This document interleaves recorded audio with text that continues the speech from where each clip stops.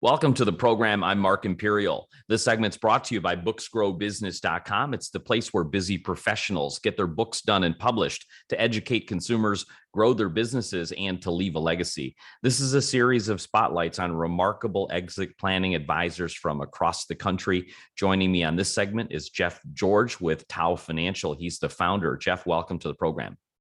Thanks, Mark. Thanks for having me. I appreciate it.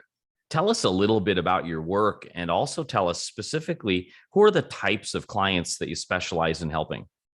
Sure. There's a lot of people out there offering exit planning services. So, I'm not going to say I'm doing much different there, but I guess what makes it a little bit unique is that my background really began in ERISA consulting. So I worked with 401ks and pensions.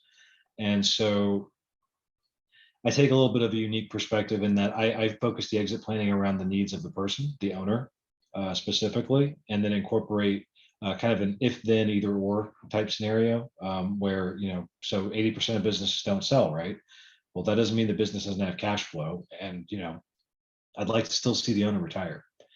And so we really adopt is your business going to be the right way or not? Is it enough? If it isn't enough, what do we need to do to get you there?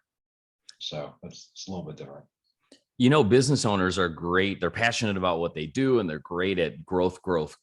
But when it comes time to exiting, how much thought do they put into that? And what do they even know about the importance of having a plan? What's on their mind?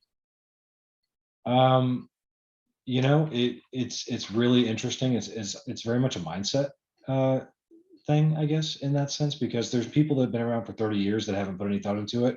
And there's people that have been around 5 years that are already putting, plans in place. So I think to some degree, at least there's some hope that the younger generation is learning from, the experiences of the older generation that are now going through some of this. I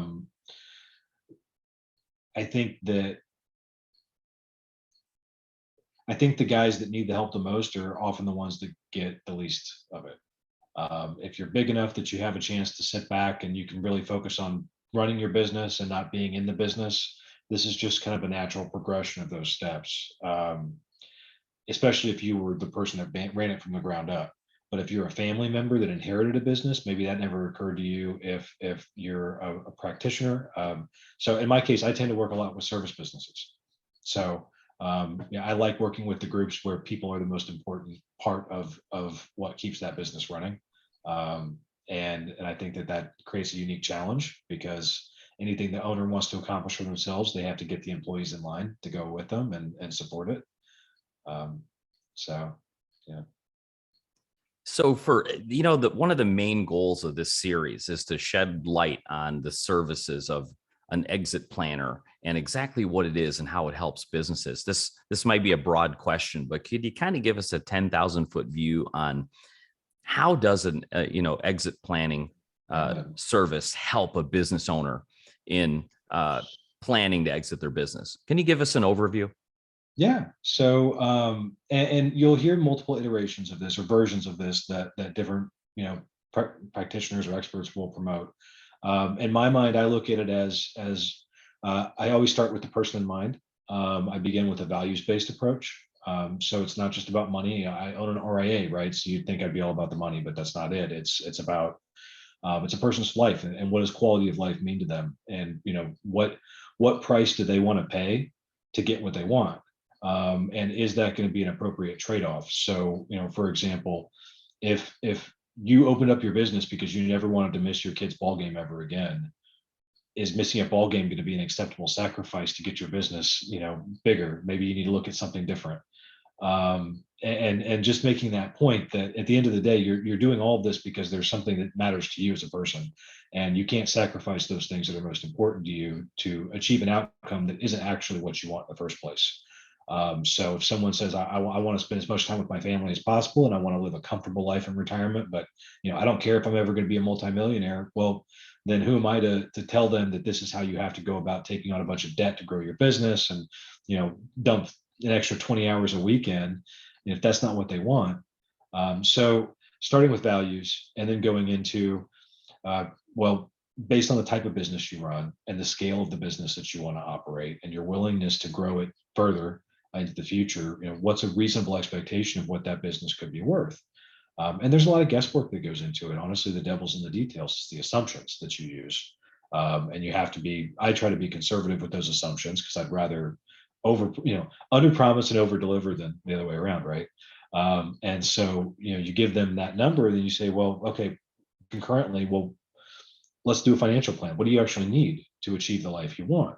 Whether that's putting your kids through college, whether that's retirement, leaving a legacy for grandkids, whatever that is. Well, what's that going to cost you? And now we got to match those together and figure out, do those sync up? I mean, I'd say 90% of the time the answer is no. And then that becomes a exercise in, well, what are the actions you're prepared to take to get you there, either through reducing your expectations or committing towards future growth, saving more for tomorrow, whatever that is. And each person gets to make their choices. Jeff, what inspired you to get into this field and specifically help business owners with their exit planning? How did you get started? My family actually was not very financially well. I have very intelligent parents, but my parents were in the medical profession. One of them owned a business, and money was always a point of discomfort, and being able to make really solid decisions to move forward and to make the life they wanted, even though they were putting all the work in. It was just, am I making those right choices that are going to get me where I want to go? And I spent most of my career developing a skill set with the intention of helping my father retire and my family retire, because they made a lot of sacrifices for me. And back in about 5 years ago, he exited his business. And when he exited his business, what I found was that it's all too easy for people in my industry, in the financial services industry, to take a transactional approach to working with people. And the problem with the transactional approach is nobody wants that. Nobody wants to be told, well, I'm just going to offer you X, Y, and Z service. And by the way, there's this whole realm of information and knowledge that I have that I could help you with. But frankly, I can't scale that service enough to be profitable. And so I'm just not going to tell you it exists. And that leaves a tremendous vacuum of knowledge where the owners need that information to be able to get the outcomes they want in life. And that's what happened to my family. They didn't necessarily get the best guidance in terms of creating the right retirement plan. They didn't get any guidance in terms of increasing the business value, up to the point of sale. And that all of those things could have been done differently, and it would have taken only a small incremental effort on the part of the people involved up until that point to help them get there, and to see it as an investment in the future of these people that you're working with. And so, when I saw that happen, I realized that there was a lot of opportunity to add value by being someone that does that. So, before I ask you my last question, is there anything that I didn't think to ask you that you feel is important to share with business owners listening that are considering, exit planning or don't even know where to start? What would you share with them? There's some really good questions there, Mark. So I think there's two things. One is time matters. And you should find a way to accomplish what you want with at least 5 to 10 years to get where you're trying to go, because not all of it happens quickly.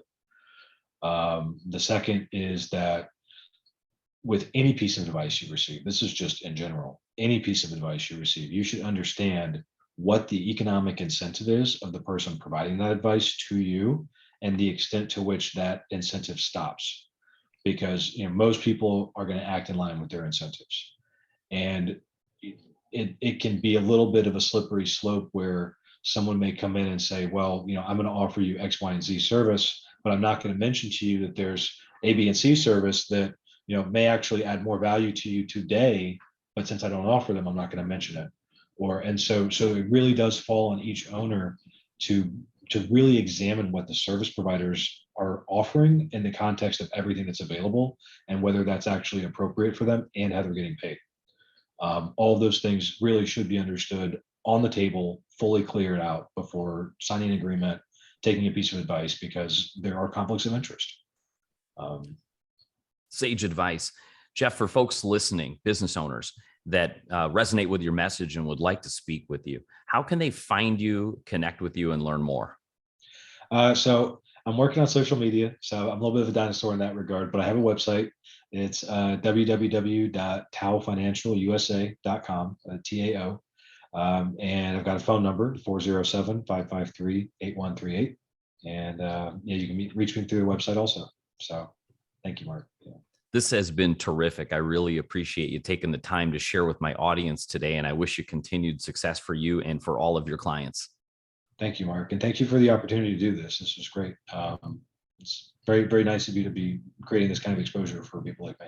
So that was Jeff George, founder of Tao Financial. And this segment's brought to you by booksgrowbusiness.com. It's the place where busy professionals get their books done and published to educate consumers, grow their businesses, and to leave a legacy. That's all for now. I'm Mark Imperial, and thanks for joining me.